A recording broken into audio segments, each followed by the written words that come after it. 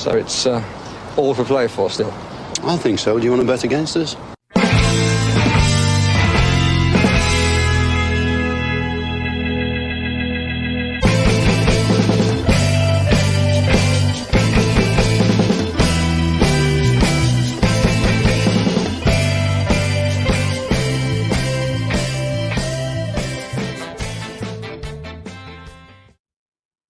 Villains, and welcome to For the Love of Paul McGrath podcast, and I'm delighted today to be joined to do a LEGIA Warsaw preview show by the wonderful Ty Bracey.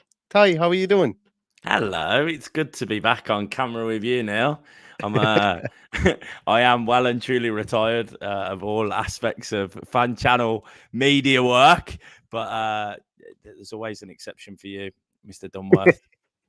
Yeah, watch me wriggle into the side of your head now and get you on here full time or once a week or something. This is how fun it should have been on the Villa View. There's no restrictions here. I don't have to be sensible, so it's nice to not have Mr. Bardell telling me off every time I blink too hard or something. No, Bardell wasn't like that. He wasn't like that. He wasn't like that at all. But You're obviously not going to Warsaw. Actually, were you going to go to Warsaw, or did you have any kind of inclination to go? I don't know, for some strange reason I had no inclination to go away to this game. I would love to, don't get me wrong, I wouldn't have been able to, but I think the scrum for tickets kind of put me off. Yeah, to be fair, I'm very selective on the away games that I go to. I do have a season ticket, but I'm very selective, and Villa away games usually fall on parental duties for me, so I always prioritise my lad over Villa away. You know, I get enough from Villa at home. So, but no, this one is for the hardcore Villa faithful, and that's not to say that we're not, Neil, but these guys spend their entire wage on beer and Villa, and I'm absolutely here for it. I admire every single one of them who spend every penny of their hard-earned cash going Villa away, especially this one, because this one could get a bit, I've heard there's the equivalent of one police officer per travelling away fan. Really? So yeah, because they're already in trouble. Yeah, they're in trouble, man. These guys don't mess about. They take ultra to a different level, mate. So, yeah apparently there's the equivalent of a police officer per away fan for the game. And you know what, you like to see that too as well, because there's nothing worse. Like, you see the Newcastle fan that got stabbed in Milan last night, and there's nothing worse than that, because everybody goes there with the best intentions, and look, everybody likes a pint or whatever when they go, but it's very much a case of there goes Ty. It's very much a case of everybody wants to get home safe and sound as well, because it's been so long since we've been in Europe, and well, obviously everybody went to Hibs, but it's a case that you don't want anything silly to go on either at the same time, because Villa could go far in this competition. We hope Villa go far in this competition. There could be a lot more away days, so you don't want to run your race in the very, very first one, albeit to a very, very historied and famous, I suppose, club like Legia Warsaw in Poland. So it's going to be really interesting, and I wish everybody who's going there all the best and all the safety in the world, I suppose, once you are over there. So that is good to hear. But it's kicking off, I think, something that Aston Villa fans have been looking for quite a while. Ty, what is it, 12 years since we were in Europe, and it's going to be exciting. I'm really looking forward to watching it. I'm really looking forward to having matches again on Thursdays, or midweek games, and it's going to be interesting to see what team is put out. Before we look, I suppose, towards Legia Warsaw, I want to get your opinion on I suppose the game at the weekend, because I think we'll talk about that, because that's going to have a bearing on the conversation about, I suppose, who he's going to pick for this game against Warsaw. Obviously Villa had that smash and grab at the weekend. What did you make of it, Ty, before I try and influence your thinking of it too much? I was pulling my hair out. I was absolutely pulling my hair out, mate. It was frustrating, because the chances were there. Just that final end product, it just wasn't coming. And then, truth behold, a penalty for Douglas Luiz. Hang on, let's go back a little bit first. Let's go back. I was wondering. I thought you forgot something. Let's talk about Big Jan. Yeah. Let's talk about Big Jon, because that finish, that touch alone in that scenario, chasing a goal, he's come with that touch and then had the absolute cheek to volley the ball like that. And he wasn't a volley, but with that much power, I'm going to call it a volley now. He's absolutely wailed it. And if I'm honest, I kind of hoped it had hit Sam Johnson in the face and then gone in because I don't like him. What a goal. Like, unreal, mate. Absolutely unreal. I didn't go to the game on Saturday. I had to sell my ticket because I had my niece's birthday party. I sold it to the club, by the way, just in case the Villa police are here. So yeah, my family cussed me to the ground if I miss family events, because I ignore most of the group chat text messages. Family, so I was forced to watch it at home at a party. But the party was full of Villa fans, which was nice, apart from my dad, who supports Blues. So he had to endure that, and then them also concede 2 goals in stoppage time and lose. Yeah. So yeah. So it was great all round. We scored 2 to win, and they scored 2 to lose. So Watford, I mean, by the way. So yeah, I've gone completely off track there, Neil. You can tell it's been a while since I've been on camera. But yeah, in response to your question, it was a hair-pulling game, but all ended with smiles, mate. And I think, look, when you play a potentially, and we hope, a 61 game calendar for Aston Villa, because that means we will win something if we play 61 games, or at least we get to the final of everything. That's probably it. That's probably a better analogy. We get to the final of everything if we play 61 games. There's no guarantee that we'll win them, but it means that we'll have a long and storied season. And there are going to be games like that where we're going to not so much ride our luck, but there's going to be games that are going to be frustrating, whereby maybe we look like we're not even a small bit off the pace. I didn't even think that was it, but we looked a small bit flat in parts, and we're going to need those moments of magic from this team. And I'm just delighted, the team had the conviction to go on and win the game after 87 minutes, because like lots of teams in the Premier League, once they score a goal, they're like, okay, let's take this. We're after getting a draw with only 2 minutes to go, and we count our blessings that at least we diverted a loss, but they actually turned a loss into a win. And lots of Aston Villa teams down through the years have struggled to do that. So super, super happy with it. And with that in mind, I suppose the fact that we're Thursday, Sunday again this week, obviously picking a team for Warsaw, I think it's going to be high on Unai Emery's mind, and I think that we might see a couple of changes. Are there any glaringly obvious changes that you think might happen on the team before we actually look at Warsaw? I'll be honest. I think Unai's going to go full Karate Kid, man. No mercy. Yeah. No mercy. And I hope he does. I mean, I do understand the importance of resting players. I don't know if you've seen the stat I posted on Twitter earlier, Neil, but Chelsea haven't won a game against a team in the top half of the table in over 500 days. 513 days, Chelsea have not beat a team in the top half of the table, and they've got us on Sunday. So, do we probably need to go full strength? Probably not. But should we take these teams for granted? I also don't think we should do that either.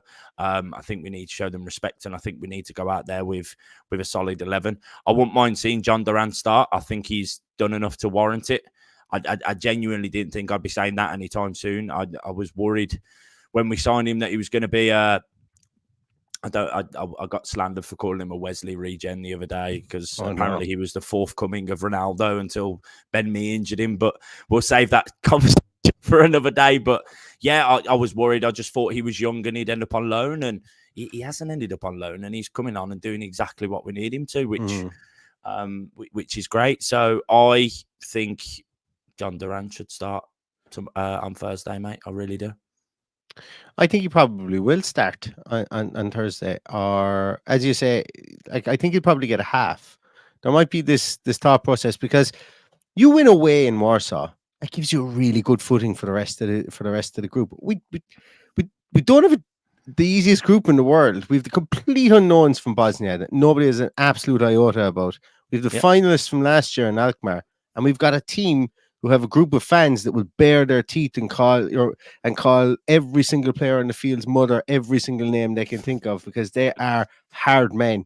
in that crowd tomorrow. And it's going to be intimidating. You go there, you clip their wings early with a goal. Maybe you take a 2-0 lead, and then you kind of huddle up and bring that home and make sure that you can protect that lead from there on in. I do think there's going to be an element of conservation within this game.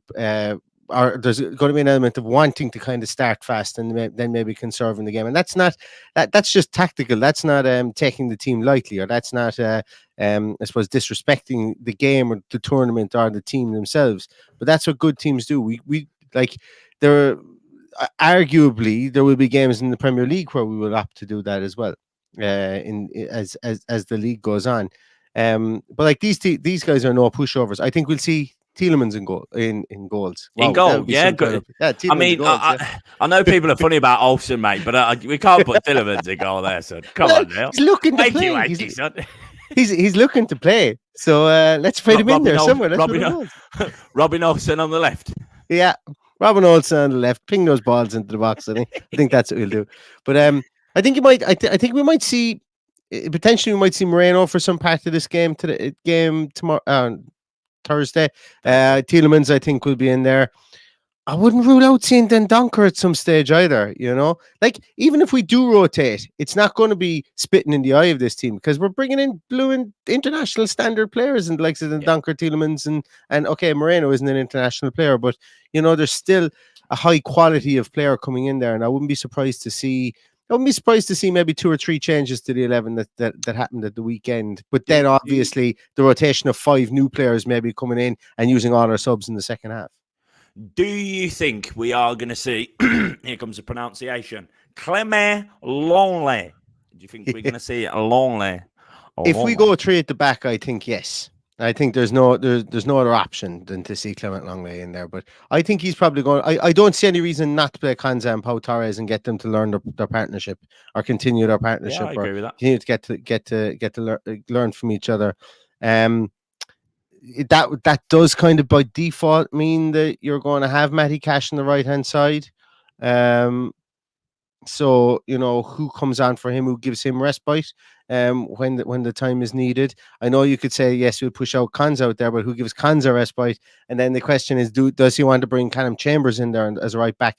Because the reason I bring this up is LEGIA Warsaw have they have 2 players who have they've one player, the Portuguese player Josue, I think is how you pronounce it. He's 3 goals and he plays off the right hand side.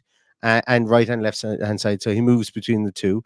And they have a striker, Thomas Peckart. The eagle-eyed viewers or Premier League aficionados will know, former Southampton and Spurs player in his youth.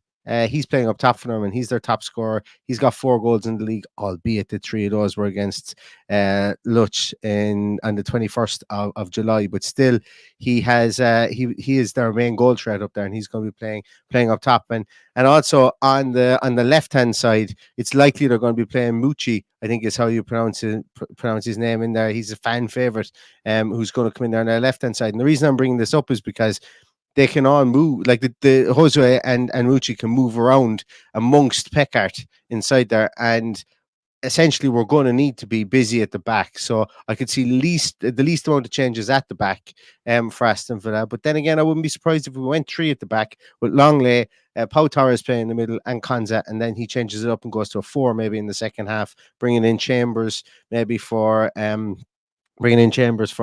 Pau Torres or Ezri Konsa, and maybe then pushing them out onto the right hand side if it is for Konsa, and leaving maybe Torres and Longley in there. I'm not one of these people who subscribes to the train of thought of you can't play 2 left-sided centre halves. I think that's nonsense. I think you absolutely can play 2 left-sided centre halves. Yeah, watch. Absolutely, of course, you can do it. But I think that's probably where they're going to go with regards to that. I think Douglas Luiz is a mainstay. I think he will definitely start. I'd be blown away if he didn't. He's so pivotal to the team. I'm in love with that boy this week. His actions following that penalty. He fell in love, mate. I love the kid anyway. I've loved him since he had those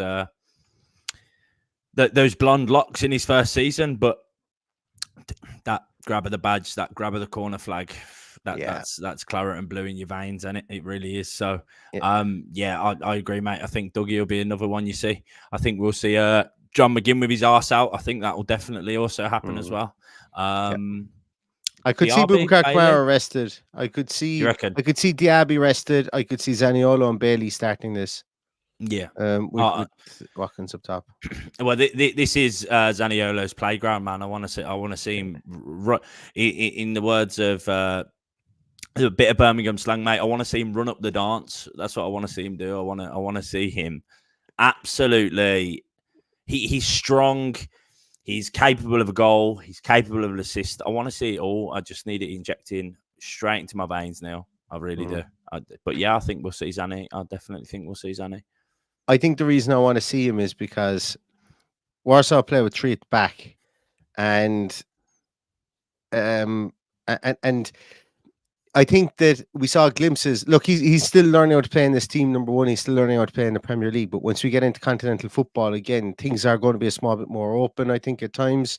The pace of the game might be a bit slower for him. It might be more Italian style pace. It's not going to be kick it up and run after it like a lot of. Well, the Premier League isn't like that anymore, but the pace is a small bit elevated in the Premier League.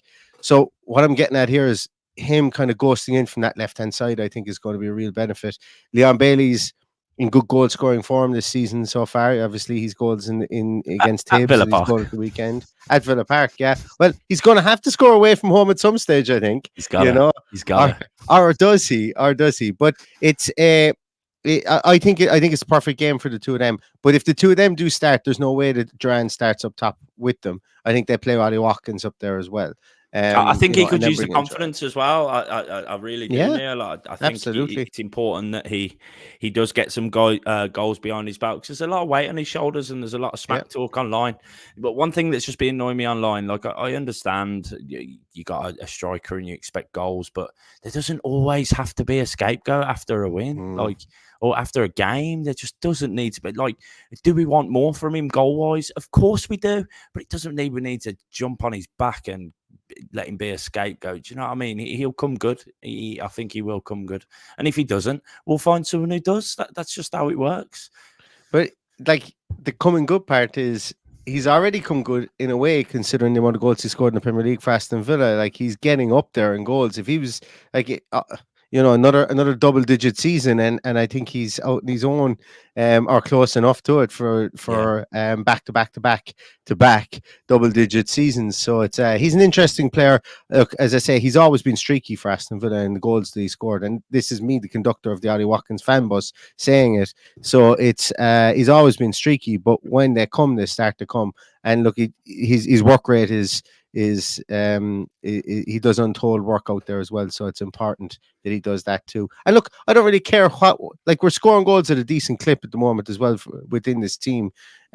So like, as long as the team keeps on scoring goals, we're in a better position than if we have a striker who scores 20 goals a season, because all you got to do is ask any of those teams that have relied on strikers. When Tottenham were going through their bad spell last season, Harry Kane wasn't really scoring.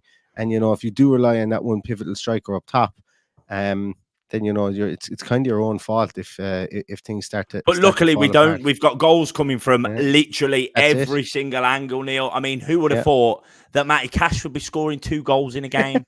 It's happening, and I like that not all of our goals are coming from one player, and I think that's really important. That is, we don't rely on that one player, and fall in love with them.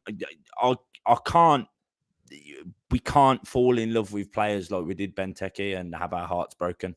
We just can't. So I'm glad to see goals coming from anywhere. I think we're going to see goal contributions this season, Neil. Now, I'm going to put something out there, Europe included. I'm going to say 10 minimum from JJ, Ollie, Zaniolo, Diaby, and Bailey. I'm going to say all of them. I think so too. I think if Leon Bailey gets 10 goal contributions in a season, I think that's a pretty good season for him, considering he's going to be. There's going to be times he's just going to be coming off the bench. And look, if you name 5 people there, that's 50 goals. That's 10 goal contributions. That's 50 goals. Look, Technically not, because No, because one could assist Bailey another goal. assisted Yeah. Do you know what I mean? So it could Yeah. be 50, but it could be 25. It's any number in between 25 and 50. No. If I got, can't get pre-assist. So if I got be a assisting full, a goal. Oh, yeah. Here he goes. I won't be able to. I got an hour and 20 minutes sleep last night. There's no way I'm going to be able to try and work out the factorial of that one. Not a hope in hell. But I'll bow down to anybody else who can. But yeah, no, as you said, like if we get those goals from, because you know you're going to get goals from Douglas Luiz. Listen, he's 100% the penalties at the moment, and he's going to chip in from open play as well. John McGinn, you'd be hoping for 2 or 3 goals from him for the season. Definitely. Tielemans has goals in his locker as well, and yeah, and we have to score. We have to score a goal from a corner at some stage. You know, we just have to score a goal from a corner at some stage. So, like, you know, when you put all that together, we have the capability of getting goals within this team, and obviously, you know, playing teams like LEGIA Warsaw, we're going to need to score goals, because I think we're going to need to score 2 goals to win this game tomorrow. We might win it 2-0. But I think 2 goals makes this a bit more comfortable tomorrow, because this team, as I said before, they've got a Portuguese international in Jose. They've got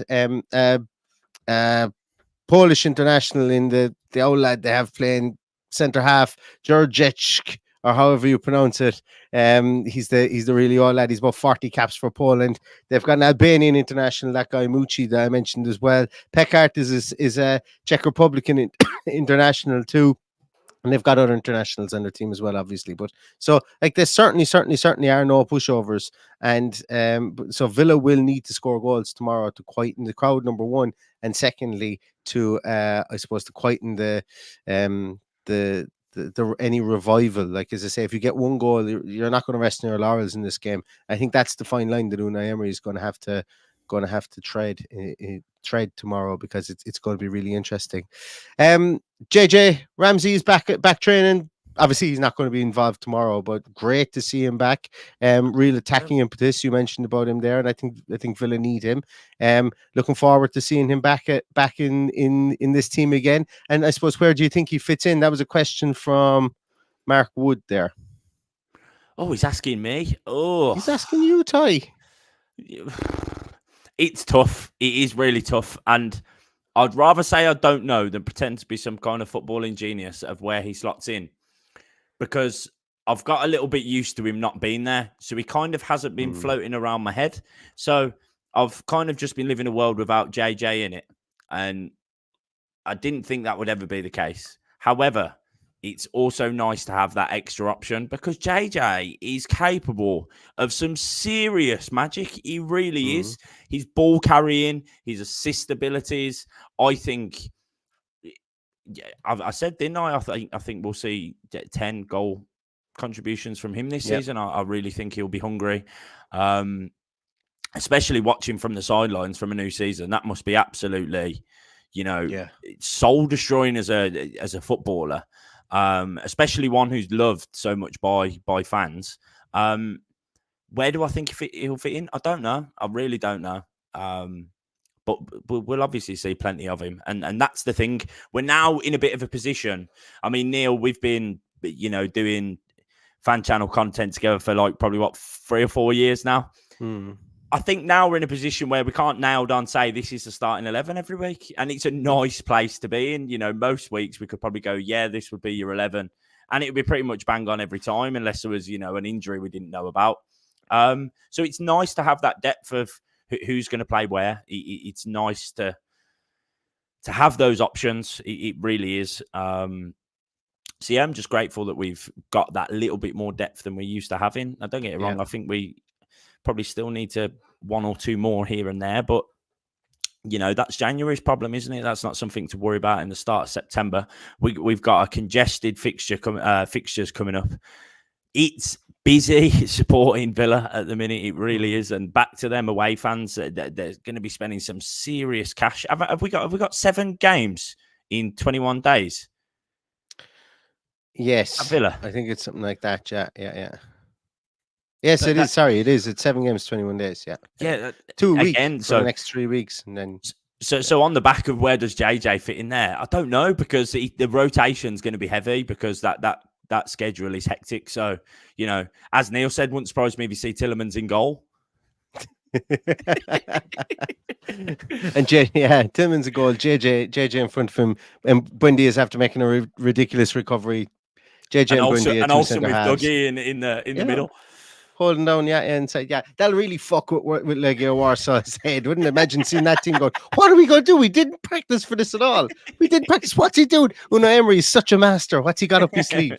That's really what would happen there. Yeah. No, I think, as you said there, I think the options are going to be fantastic because, like, the initial urge is to say, well, he's going to slot in the left and McGinn's going to move back over to the right. And we're going to have Boubacar Kamara and Douglas Luiz in midfield. And then you go, and where's Zaniolo playing? And where are we sure Diaby? Well, obviously we're sure Diaby is playing, and then we've got Watkins up there. So the rotation that's there is impressive, and the fact that a lot of these players anyway can play in different positions. The front three, if we want to call them, Zaniolo, Watkins, Bailey, Diaby, front four.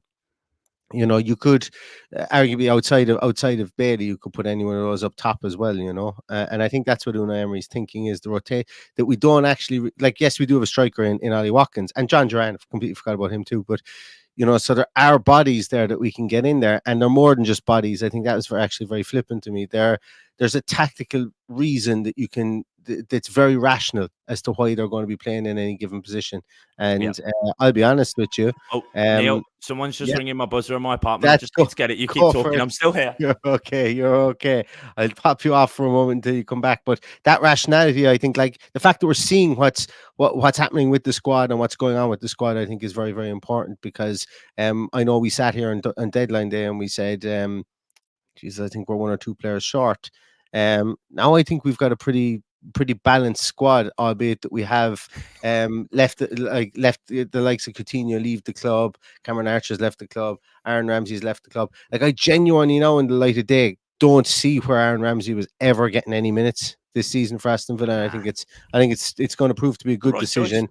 And same for Cameron Archer. He's 2 goals in the Premier League already. And long may it continue. I hope it goes in, bangs in 20 goals and forces us to buy him back. It's win-win, isn't it? It's win-win. If they don't perform, then it's one of those where, okay, glad we sold them. If they do, and that they enhance, then it's one of those things where we can look and say, buyback clause, get in the club. Do you know what I mean? So good times, win-win. I think good it business, is. Good business. We're in a good place, mate. We're in a really good place. Do you know what I mean? So it's nice to be in that position. Absolutely, I think so too. I think that's going to do it for us because I'm I'm about 14 minutes away from falling asleep. Not because of anything you said, it's just because I'm. Oh no! If I've helped anyone fall hours asleep, awake, I'm nearly 48 hours awake at this stage. So I think sleep is undefeated. That's all I would say. Sleep is undefeated at the moment. So I'm going to get some rest. Rest up, mate. Couple of guys are asking there, is the team sheet tantrum the time wrong? It is wrong. Yeah, it is wrong. I actually had that time set some time ago and I went in to change it today and for whatever reason it wouldn't change. So I may have to delete the link that I've got up there and re-add a new one. But yes, rest assured the time will be updated to the correct time. So we will be live at 4:30, actually before 4:30 when we'll be doing the team sheet tantrum for LEGIA Warsaw on Thursday. And then we will be conversely then as well, the post-match is the wrong time as well, so that will be updated to the correct time. So keep an eye out for those as well and keep an eye out to socials. We will be back with both of those too. Paddy will be joining me for both of those as well. Paddy was on a work Don't worry, guys. And thanks so much. No more boring me. You get Paddy back. I was going to say thanks so much for Ty for stepping in at late notice. I really, really appreciate it. Always a pleasure, Mr. Dunworth. Always a pleasure. Excellent. Thank you so much. Thank you so much. I think we'll leave it at that. Everybody, enjoy the rest of your afternoon. It feels weird doing a podcast at 7:45 because usually it's nearly 11 o'clock when we're finishing up doing a podcast. So, everybody, you can go on with the rest of your afternoon now and you don't have to go to bed. But thanks a million for watching. We'll be back again with Team Sheet Tantrum and the post-match on Thursday. But in the meantime, stay safe, stay healthy. And all that's left to say is up the Villa. Up the Villa.